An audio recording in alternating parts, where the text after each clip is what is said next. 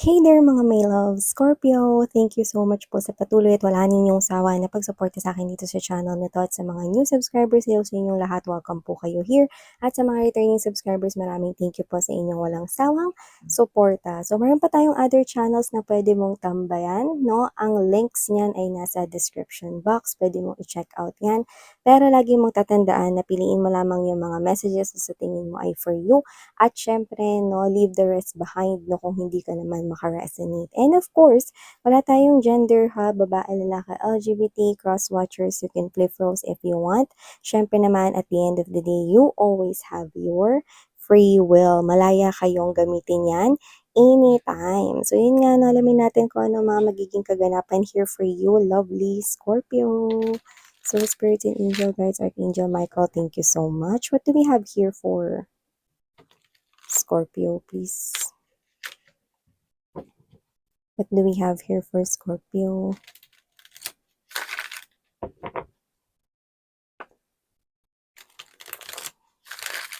Scorpio.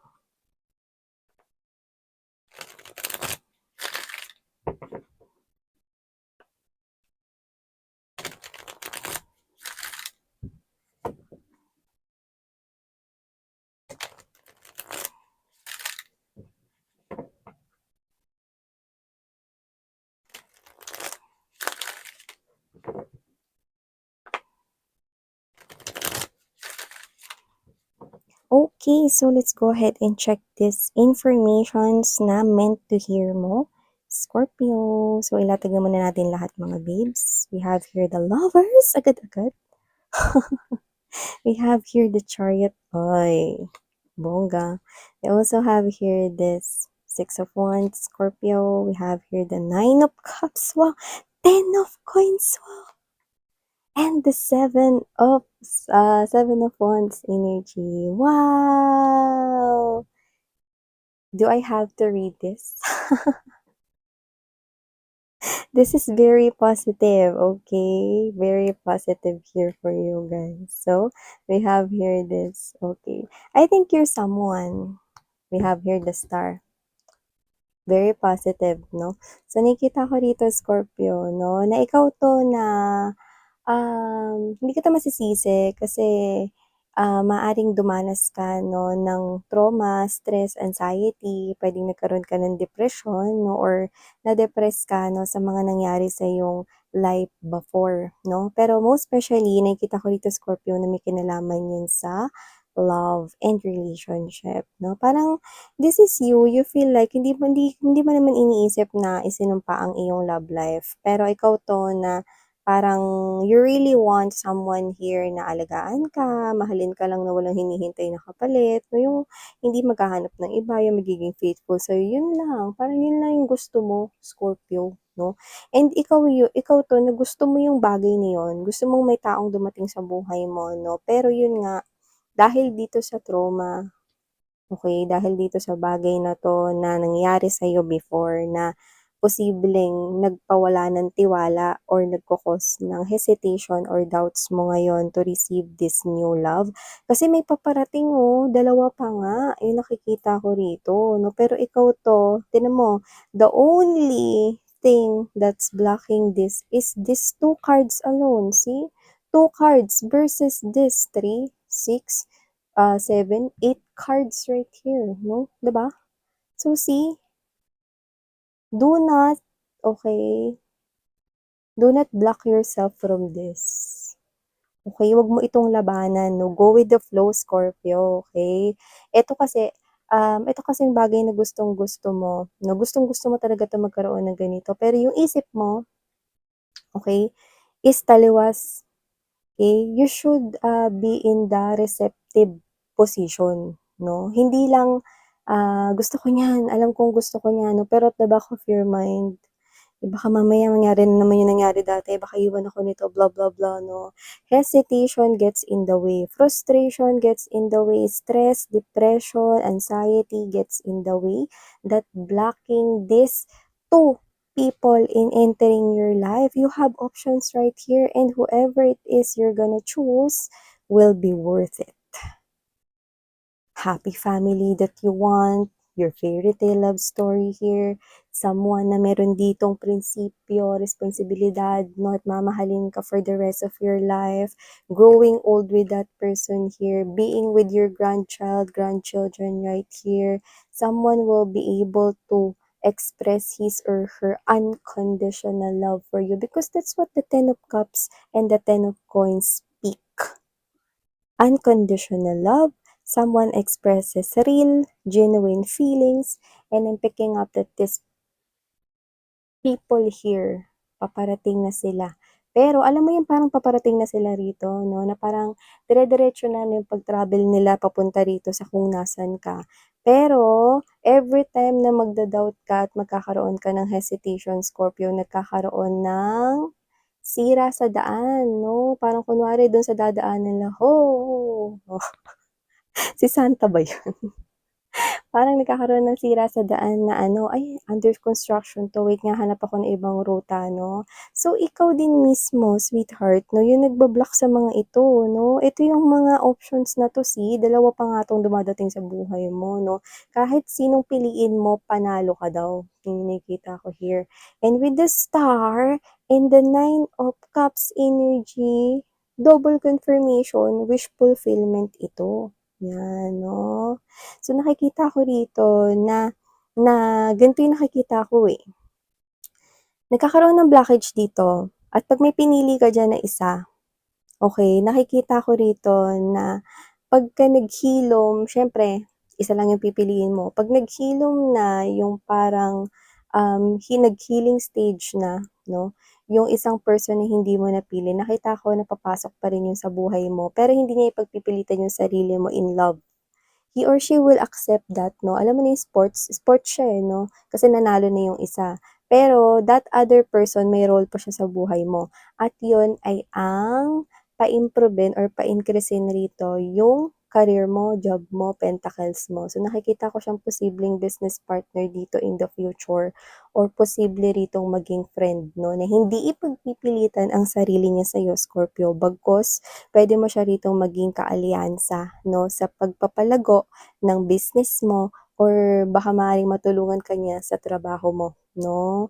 So, nakikita ko, 'no, na this person here, 'no, maaaring kapagka matagal-tagal na kayong magkasama, 'no, maaaring hindi ito magiging awkward na. Kasi sa pagbabalik pa lang naman niya mangyayari ito, eh, okey? So, nakikita ko na yung person na yun, ang role niya talaga sa life mo is maging friend mo, maging kaalyansa mo, 'no, someone na maging, makatulong sa'yo para mas paunlarin pa yung kabuhayan mo, 'no. So, nakikita ko that you're hitting 2 stones, 'di ba? Kaya alisin mo 'tong hesitation mo na 'yan, okey? Tigilan yung pagiging Tutsi Guevara. 'Di makatulog sa gabi, 'yan, 'no? Alam niyo mga babes 'no, meron ditong love life kasi alam kong love life ang gustong-gusto niyo rito, eh, 'no.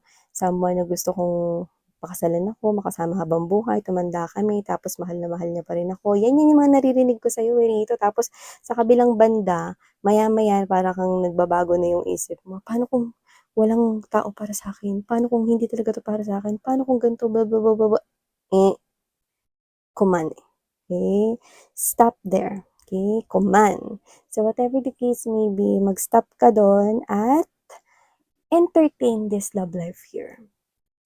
Okay? Yung isa diyan magiging friend mo pa, okay? At nakikita ko na wala talagang halos as in hindi talaga 'no, magiging iba na talaga yung mundo mo. Sabihin natin, "Miss yan, paano yung other person na pinili ko kung gagawin kong friend 'to ba?" Hindi ko alam for some reason, ang plano talaga ni universe 'no, is gano'n, okey? Alam mo kung bakit hindi magseselos or hindi hindi magda-doubt yung person na pinili mo, okey, kapag naging kaibigan mo yung isang person na hindi mo pinili, okey? Kasi your person is someone who is mature. Alam niya 'no, yung heart mo. This person knows your heart at alam niya na kaya ka niyang pagtiwalaan when it comes to love at siya lang yung mahal mo, ramdam niya yun. So, this person is mature and when a person is mature, this person knows 'no, na wala siya ritong dapat na ipag-alala or i-worry sa relationship, 'yan 'no. So, nakikita ko na umalign yung buhay mo sa tamang direksyon. Wala tayong nakikita ritong selos na magdudulot rito ng separasyon at disconnection. Wala rin tayo rito nakikita rito magiging problema na pinagdaanan mo sa love before. This is really different here version na parang feeling mo mga babes 'no, nag-iba talaga in 360 degrees ang love life mo. So nakikita ko rito 'no, na love life dito yung nakikita ko na parang unang darating 'no, na sitwasyon sa life mo and then for the upcoming na mga susunod na events is yung pag-grow na ng pera mo. So nakikita ko rito that everything here is aligning in your favor and stop that, thinking nonsense things and hesitation, okay? So, nakikita ko rito na lahat ng magaganda at positibo rito mga pangyayari, magandang balita ito na 'wag mong i-block, okay? Do not block this. Because this is something here that's going to unfold in your life is Scorpio. At nakita rin ako dito ng posibleng travel, reunion together with your family, friends o baka family at may friends kang ijo-joiners 'no.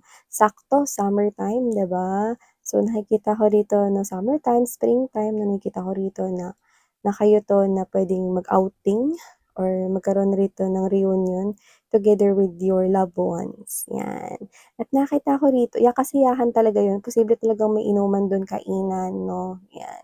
So, nakikita ko rin dito na meron ka ring options 'no, when it comes to, anong tawag dun, yung parang meron ka ditong options 'no, na hindi yun yung options na maliban sa love, hindi rin 'to options na may kinalaman sa money, pero puwedeng options 'to na may kinalaman sa sa buhay 'no or sa sitwasyon ng kakilala mo or ng friend mo, family member puwede rin 'no. Tapos parang ikaw yung hihingan niya rito ng advice or parang suggestion, "Ano ba maganda rito?" Parang parang siya yung may sitwasyon tapos tatanungin ka niya kunwari, siya 'to na pupunta sa isang event or what 'no, tapos meron siyang pinagpipilian na dalawang dress or gown or kung ano man 'to, suit, okey, or tie, whatever. So, ikaw 'to na parang tatanungin niya, nakikita natin yun dito, 'yan 'no, na parang ikaw yung bibigyan niya rito ng laya. Hindi dahil sa ikaw yung nakikitaan niya ng may taste ka sa fashion, kung damit man 'yan, pero ikaw kasi 'to na parang alam mo kung ano yung maganda or bagay sa kanya. So, kung sino siya, I think close mo siya.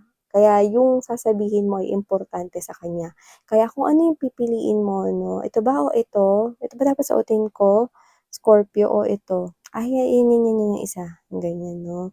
Talagang gagawin niya yun, yun talaga yung susuotin niya, yun talaga yung bibilhin niya. Yung iba naman puwedeng, kunwari pamangkin mo yun tapos may dalawa siyang kurso na tinitingnan, "Eto ba tingin mo sa'kin bagay bagay ba sa'kin 'to, Scorpio o itong isa?" Nakikita ko kasi na mayro'n kang hilig dito sa ganito, ganyan, ganyan 'no, at parang ikaw 'to na pakikinggan niya 'yun kasi alam mo yung siya yung klase ng individual na parang pakiramdam niya 'pag nakikinig siya sa'yo well-guided siya. Parang feeling niya 'no, tama yung mga gagawin niya 'pag nakikinig siya sa'yo.